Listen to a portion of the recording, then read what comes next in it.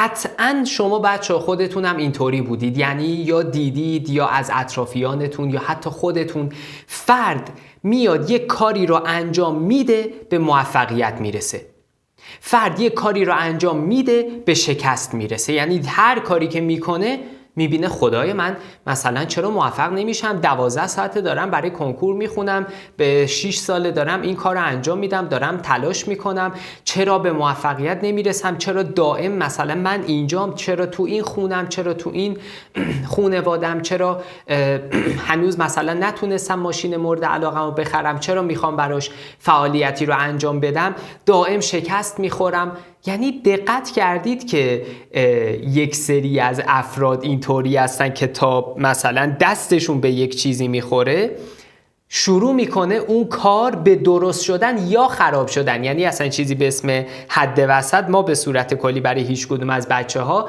نداریم. این صحبت میتونه برای یه فرد 10 ساله باشه، میتونه برای یک فرد 70 ساله هم باشه. یعنی شما با دیدن این ویدیو به خودتون و زندگیتون لطف میکنید، به خاطر اینکه یک بحث روانشناسی و علمی و انرژیتیک پشتش داره که اون رو میخوام کامل براتون توضیح بدم که تغییر پیدا کنید. خب که تغییر پیدا کنید یعنی بعد از دیدن این ویدیو اگه بدید خوب میشید، اگه خوبترید خوبتر میشید. بد بودن از لحاظ اینکه به شکست ممکنه برسید، توی کارها به شکست بخورید، ولی با این فکر و با این صحبت هایی که ما داریم انجام میدیم و میخوایم بهش بپردازیم کامل عوض میشه وضعیتتون. دست بذارید روی ناممکن ترین کار، به حالت آشکار میرسه و کاملا برای شما جواب میده. حتی اگه 100 نفر اون مسیر رو رفته باشن و شما به قول معروف نفر 101 باشید، شما به موفقیت میرسید حتی اگه اون 100 نفر قبلی به موفقیت نرسیده باشن. اینقدر این ویدیو مهمه که من واقعا هر چقدر دربارش بگم کم گفتم. حتما ادامه ویدیو رو با من داخل چنل ببینید. میرسیم به مورد اول. یعنی خیلی از بچه ها میان، خیلی از خانواده ها، افراد، پدر، مادر، دوست، آشنا، خب خود فرد میخواد موفق بشه دیگه و توی جامعه داره میبینه. طرف میگه نگاه تو رو خدا اینو، مثلا میگم من 3 برابر اون دارم یک حرکتی رو انجام میدم، یک درسی رو میخونم، یک کاری رو میکنم، یک حالی رو سعی میکنم بهبود بدم، ولی به اندازه این که این 1 برابر داره انجام میده من موفق نیستم. چرا این اتفاق میفته؟ چرا من الان این طوریم؟ چرا کلی صحبت‌های دیگه که همین 3-4 دقیقه پیش کامل به صورت اینترو و اول ویدیو براتون توضیحش دادم. میخوایم علمی صحبت کنیم. ما یه چیزی داریم توی روانشناسی بهش میگیم self efficiency که از نظریه آلبرت بندورا هستش یا بندورا، بعضیا میگن بندورا، که حالا به صورت کلی جفتش مورد استفاده قرار میگیره. یکی از بزرگترین روانشناس هستش که به این سلف افیشنسی میگن خودکارآمدی. یعنی چی؟ یعنی 2 نفر میخوان برای یک کاری همزمان تلاش کنند. 2 تا خواهر، 2 تا برادر، 2 تا دوست. دقت کردید؟ حتی برنامه ریزی هم که میکنید برای اون موفقیت، برای اون مهاجرت، برای اون استخدامی، برای اون کار، برای اون روابط عاطفی، برای اون روابط اجتماعی، برای کنکور، برای هر چیزی که تو زندگیتون هستش. یعنی میخوام این رو تصور کنید. این 2 نفر که استارتو میزنن، یا یکیشون موفق میشه یکیشون نمیشه، یا اون یکی موفق میشه این یکی نمیشه، یا جفتشون موفق میشن یا جفتشون موفق نمیشن. اما ثابت شده که معمولاً افرادی که این ویژگی هایی که میخوام بگم رو نداشته باشن کلن محو میشه اون درصد موفقیت. یعنی زمانی که 2 نفر همزمان میخوان یک کاری رو شروع کنن، احتمال اینکه عدم موفقیت یک فرد بره بالا به خاطر ذهنیتی که خود فرد داره میره بالاتر. یعنی معمولا همیشه 1 نفر موفق میشه توی اون دسته از افراد. یعنی 2 تا خواهر، 2 تا برادر، 2 تا دوست صمیمی. حالا میخوایم ببینیم که این 2 نفر چرا مثلا یکی دست به اون کار میزنه شکست میخوره، اون یکی موفق میشه. ما بهش میگیم نقش باور یا همون خودکارآمدی. یعنی چی این مورد؟ اصلا یک اتفاق تحقیق معروفی هم ما داریم که راجبش اتفاقا خیلی توی کنفرانس ها ما مطالعه کرده بودیم و حتی کنفرانسش دادیم. بهش میگن اثر پلاسیبو. اثر پلاسیبو به این میگن که مثلا به یه نفر داروی، مثلا میگم طرف سرما خورده، خب ما استامینوفن نداریم بهش بدیم، میگیم که بذار الان برات آماده میکنم، میریم مثلا تو آب همینجوری هم میزنیم آبو مثلا با یه ذره آب لیمو، خب بدون اینکه هیچ قرص استامینوفن توش باشه هم میزنیم و بهش میدیم، میگیم 2 تا قرص استامینوفن انداختیم توش با یه مقدار آب لیمو و آب، اینو بخوری سالم و سلامت میشه، همه ویتامینات هم داخلش هست. این اثر میگه وقتی فرد میخوره، چون باور داره که توی اون ویتامین قرص استامینوفن سرماخوردگی حالش رو خوب میکنه، حالش خوب میشه. یعنی من خودم هم اینو تجربه کردم، مثلا تو بچگی قبل از این که همچین چیزها رو بدونم. یعنی در واقع باور بدن رو تغییر داده، باور بدن. حالا میگه اگه فرد به خودش نه به کارهایی که داره انجام میده، دقت کنید، فرد به خودش نه به کارهایی که داره انجام میده، اگر باور داشته باشه همه کارا براش شدنیه. دقت کنید، نه کاری که داره انجام میده. الان متاسفانه 90% بچه‌ها میگن خب ما اصلا به کاری که میکنیم باور داریم. نه، به کاری که دارید میکنید باور نداشته باشید، به خودتون باور داشته باشید. یعنی چی؟ یعنی من اینجا، خب من به خودم باور دارم، به من بگن این کتابو تا آخر بخون، میگم باشه چشم، همین الان من اینو خوندم تموم کردم. میگن به من اینو بخون امتحانشو میگیریم، میگم چشم، مثلا بدون اینکه توجه کنم مثلا 2000 صفحه است. خب من اینو میخونم، یه کاری به من داده شده، به دوستم هم همین کار مثلا واگذار شده، اون شروع میکنه به وای چه سخته، نمیتونم فلانه، کاش که بمونه برای بعدن، دوباره یهو انرژی میگیره، آره بیار بخونیمش، دوباره صفحه اولو میخونه، ای بابا چقدر سخت بود، چقدر فلان چیز بود. ولی من میگم باش میخونم، چون به خودم باور دارم. حالا ممکنه بگن این کتاب نه، بیا اتاق جارو بکش، بیا کل اتاقو گردگیری کن، بیا همه وسایلشو بریز بیرون، همه رو بیار داخل. باشه، بیا درستو بخون، بیا 1 سال برای کنکور وقت بذار، مطالعه کن، ریاضی رو بخون، فیزیک رو بخون، شیمی رو بخون، زیست شناسی رو بخون، هندسه رو بخون. باشه، من کتابا رو میخونم، اگه توی بعضی از کتابا به مشکل خوردم از هوش مصنوعی استفاده میکنم، از سایت‌های مختلفی استفاده میکنم، از پاسخنامه‌های تشریحی استفاده میکنم. چیزی نیست که نتونم یاد بگیرم دیگه، به هر حال مباحث دبیرستانه دیگه، اگه اینو بلد نباشم دیگه هیچ، میتونم یاد بگیرم. به خودم باور دارم، باور به موفقیت خودم که وقتی باشه هر کاری رو که من بخوام انجام بدم از هر سمت، این باور میره اون کار رو میگیره، دورش رو احاطه میکنه و به موفقیت میرسه. دقت کردید؟ از من، باور من و از من این موفقیت میره دور اون کار رو احاطه میکنه. خیلی از بچه ها میگن که من به کاری که میکنم باور دارم، بعد یه کار دیگه بهش میدی، نه اون کار رو نمیخوام انجام بدم. زیست رو میتونم خیلی خوب بخونم، به خودم برای موفقیت باور دارم، ولی مثلا میخوام ریاضی رو بخونم، نه نمیتونم. ارتباطات مثلا دوستانه رو اوکیه برای من و من میتونم مدیریتش کنم، ولی نه ارتباطات عاطفی رو اصلا نمیتونم، مثلا ازدواج نمیتونم کنم. دقت کردید؟ این به درد نمیخوره. این نشون میده که روی بعضی از کارها که راحت تر هستید اعتماد به نفس دارید، چیزی به اسم خودباوری هنوز در شما وجود نداره. خودباوری یعنی یک کاری که ضروریه برای آیندهتون، خودتون، زندگیتون و حال خوب الانتون ضروریه، شما میتونید انجامش بدید و با باور به موفقیت خودتون، اینکه میتونید از پس همه کارها بر بیایید، کار رو پیش میبرید. میتونید از پس همه کارها بر بیایید، کار رو پیش میبرید.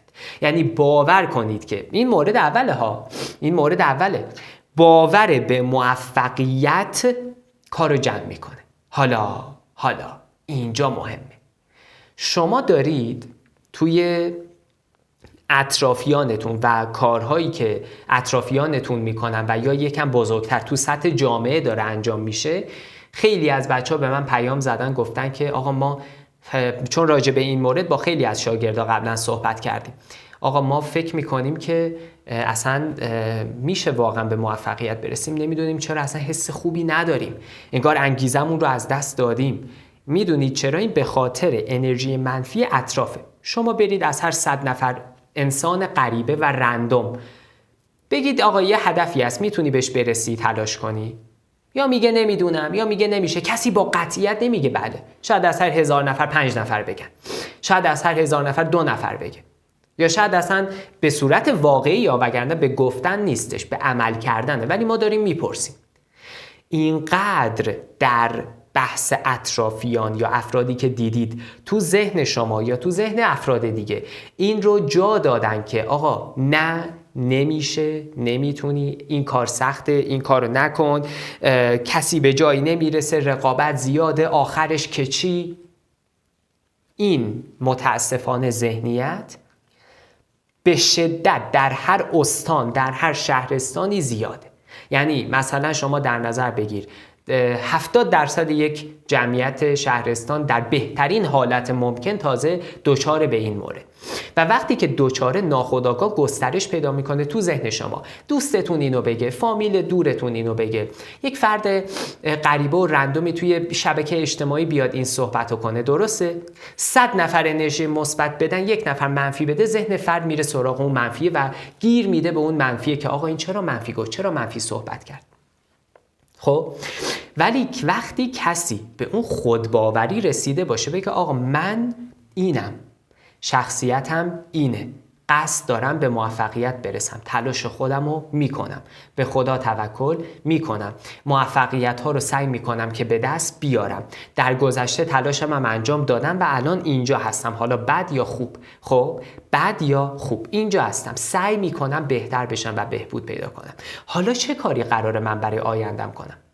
یعنی 90% بچه‌ها استرس اینو دارن که خدای آینده چی میشه، چی اتفاقی میفته، قبول میشیم نمیشیم، دانشگاه میریم نمیریم، ازدواج میکنیم نمیکنیم، مهاجرت میکنیم نمیکنیم. خب ما یکی از شاگردامون که به صورت کامل مشاورش به عهده ماست و از لحاظ روانشناسی نه از لحاظ درسی، داریم خیلی خوب توی جلسه 4 خیلی خوب همه چیز پیش رفت و الان تأثیراتش رو داره میبینه. یعنی شرایطش به این صورت هستش که اومده راجع به همه مسیرهایی که میتونه بره و برای هر کدومشون استرس یک دنیا رو داره و فکر میکنه که نمیتونه کارها رو انجام بده و فکر میکنه که من هر کاری میکنم شکست میخورم. الان اومده همه کارها رو نوشته، گفته آقا من برم ارشد، من مهاجرت کنم، من استخدام بشم، من ازدواج کنم، من به قول معروف کارهای مختلف، زیرش نقاط قوت و نقاط ضعف رو نوشته برای خودش و میاد بررسی میکنه، هر بار با من صحبت میکنه که این اینه، کدوم نقطه قوت مثبت‌ها رو در نظر بگیرم، منفی‌ها رو در نظر بگیرم، چی کار کنم، حالم خوب نیست. شروع کردیم به صحبت کردن و الان حالش خیلی خوبه. خب یعنی میخوام بدونید در وهله اول چیزی که باعث میشه فرد دست مثلا به این لپتاپ بزنه بگه که اوکی من اینو باز کنم دیگه، اوکی درسمو میخونم، به موفقیت میرسم، هر روز قدم مثبت رو طی میکنم، همینه که فرد میدونه، یعنی باور داره که اگه این کارو کنه به موفقیت میرسه. چرا؟ چون باور در خودشه. ولی بعضی از افراد ای بابا کی این کتابو میخونه، چقدر اطلاعاتش سخته، نکنه این اطلاعات از روی کتاب بیاد من نتونم بگمش، نتونم به تست جواب بدم، یادم بره، نتونم مدیریتش کنم، نتونم مثلا به تستا جواب بدم، نتونم رابطمو مدیریت کنم، نتونم با خانواده‌ام مثلا درست برخورد کنم، نکنه فلان فلان فلان، نکنه هزار تا نکنه دیگه. خب پس اینجا یک چیزی که برای شما وجود داره اینه که در وهله اول بدونید که دارید کاری رو انجام میدید به موفقیت میرسه، چون شمایید کسی که لولش خودش با دستای خودش آورده پایین در حالی که لولش بالاست. همچین فکری رو داره که نه من دیگه یه بار شکست خوردم دیگه تموم، من دیگه 2 بار شکست خوردم دیگه تموم، دیگه اصلا نمیشه به موفقیت رسید. نه، فرد قوی میگه اب نداره شکست خوردم، ولی چیزی از ارزش من کم نشده. حتما یه جایی اشتباه کردم، اون اشتباه رو برطرف میکنم، قوی برمیگردم. این ذهنیت کجا؟ اون یکی ذهنیت کجا؟ این ذهنیت متاسفانه 90% بچهای کنکوری ندارن، افرادی که تو ارتباطات خودشون با خانواده‌شون هستن ندارن و تو کل زندگی تو هر چیزی میخواید حساب کنید، تو هر رده‌بندی و سطحی که میخواید حساب کنید. یعنی شما الان اینجایید و دارید ویدیو رو نگاه میکنید، بالاخره 4 تا هدف دارید دیگه. مگه میشه هدفی نداشته باشید؟ مگه میشه اصلا هیچ چیزی نداشته باشید برای انجام دادن؟ همین پیاده رویتون ممکنه به عنوان هدفتون باشه. خب همین پیاده رویتون. پس وقتی که شما توی همین جایگاهی که هستید اهداف زیادی دارید، در وهله اولیه حرکت به خودتون باور داشته باشید. تمام. باور داشتن یعنی امید داشتن، یعنی از خدا کمک خواستن، یعنی به خود اطمینان داشتن، یعنی به خدای خود اطمینان داشتن باعث موفقیت شما میشه. تموم شد. باعث موفقیت یعنی دیگه نمی ترسید از نتیجه کار، با حس خوب انجامش میدید، با خوشحالی انجامش میدید و در نهایت میبینید که اتفاقات مثبتی برای شما میفته. یه نکته دیگه ای که هست اینه که باید سعی کنید که خواهش میکنم از آدم‌های انرژی منفی فاصله بگیرید. فرقی نمیکنه اون فردی که انرژی منفی کی باشه، فاصله بگیرید، دور بشید یا حرفا رو کمتر بشنوید یا کمتر اون فرد رو ببینید. افرادی که انرژی منفی میدهند افرادی هستن که واقعا در زندگی شما تأثیر فوق‌العاده منفی رو میذارن. یعنی تأثیر افرادی که انرژی منفی هستن در زندگیتون اینقدر بالاست که بالاتر از این ما نداریم. بالاتر از این تو انرژی منفی و کنسل شدن موفقیت شما برای آینده چیزی بالاتر از انرژی منفی اطرافیان نداریم. پس حواستون به انرژی منفی باشه. از منبعی که انرژی منفی میاد فاصله بگیرید، دور بشید یا کلا قطع بشه یا کلا در واقع به یک نحوی اون انرژی منفی رو صفر کنید یا کمش کنید. این خیلی نکته مهمیه که باید حتما بهش اشاره میکردم. نکته بعدی، ممکنه فرد بگه که آقا من چطوری اصلا این باور اعتماد به نفس رو تو خودم ایجاد کنم؟ توی ویدیوی خودمنفیگویی درباره‌اش صحبت کردیم. خب حتما اگه واقعا مهمه براتون و دوست دارید که اطلاعات رو بدونید، دوست دارید که واقعا زندگیتون بهبود پیدا کنه، حتما اون ویدیو رو ببینید. هرچند الان بهش اشاره میکنم ولی اون ویدیو رو ببینید. خودمنفیگویی 40 دقیقه راجع به صحبت کردیم. چطوری من این اعتماد به نفس رو ایجاد کنم و بدونم که واقعا موفق میشم در حالی که اون افکار قبلیه هنوز مونده؟ خود مثبت‌گویی. تموم شد. یعنی اینقدر این وضعیت مهمه که وقتی ما با خودمون داریم حرف میزنیم ناخودآگاه میبینیم که داریم با خودمون منفی صحبت میکنیم. یعنی پر از ناامیدیه. ای بابا امروز رو درس نخوندم، نه ولش کن بابا، چیه، نه من اصلا نمیتونم، بذار برای فردا اصلا تلاشمو میکنم، حالا برم بیرون یه دوری بزنم، چرا من هیچ کاری نمیکنم، چرا من درسمو درست نمیخونم. بعد داره درست میخونه ولی اینقدر منفی با خودش صحبت کرده، منفی تو ناخودآگاه فرد جمع میشه، فردو از بالا میکشونه پایین، خودش با دستای خودشو میکشونه پایین. ولی برعکس مثبت گویی، مثلا میگم این کار کنکور، این کار روابط، این کار ازدواج، این کار استخدامی، مهاجرت، هر چیزی، هر کاری به شما سپرده شده و شما هدفشو دارید. خب من میدونم که این کار سخته ولی چون منم از پسش برمیام، حالا بهت ثابت میکنم، حالا وایسا و ببین. یه جمله 2 ثانیه طول نکشید. تو آینه آفرین بهت، داری دستتو میشوری، آفرین چقدر تو قوی هستی، چقدر خوب تونستی امروز مدیریت کنی، امروز حالم بهتر بود، قول میدم که حالتو بهتر کنم. به خودتون دارید میگید. تموم. ایول چقدر خوب شد که رفتم پیاده روی دوری زدم، 70% درسامو تموم کرده بودم، خدا رو شکر، آفرین بهت که اینقدر قوی انجام دادی و توی مسیر موندی. خیلی خوبه، حتما مشاورت ازت خوشحال میشه و خیلی از دستت راضی تر خواهد بود، همونطور که من از دست خودم راضیم. صبح بلند میشید اصلا بدون اینکه ذهنتون بیاد سر جاش یا فعلا خوابالودید تا حالتون برگرده سر جاش، من میتونم، خدای به امید خودت، من میتونم، قوی انجامش میدم، فعلا برم دست و صورتمو بشورم، قوی برمیگردم. روزی 20 ثانیه 30 ثانیه خود مثبت‌گویی رو داشته باشید، چنان نسبت به کارها اعتماد به نفس میگیرید، چنان نسبت به کارها امید پیدا میکنید، چنان نسبت به کارها پیشرفت میکنید که واقعاً بعید میدونم رو دست این اصلا نکته مثبتی باشه. بعید میدونم. مثبت با خود حرف زدن و به خود ایمان داشتن دوباره برمیگرده سرچشمش به خدا. یعنی واقعاً اصلا این یک ترکیب بی‌نظیریه که ایجاد میکنید. یه ترکیب بی‌نظیر. پس با خود مثبت‌گویی این شرایط رو برای خودتون ایجاد بکنید و یعنی اینطوری بهتر بگم، ورودی ذهنتون رو کنترل میکنید. منفی موقوف کامل. نگید منفی هست تو دنیا مثبت هم هست. منفی به کنار، منفی حذف، ما فقط مثبت. ورودی ذهنتون رو کنترل میکنید، خود مثبت‌گویی رو دارید و در واقع نکته بعدی اینه که تصویرسازی ذهن داشته باشید. حتما تصویرسازی ذهنی راجع به موفقیت‌هایی که در آینده دارید. ایول قراره به موفقیت برسم. ببین چقدر جمله خوبه. واقعا ببینید چقدر جمله خوبه. قراره به موفقیت برسم. ایول حالا برم درسمو بخونم که از پسش برمیام.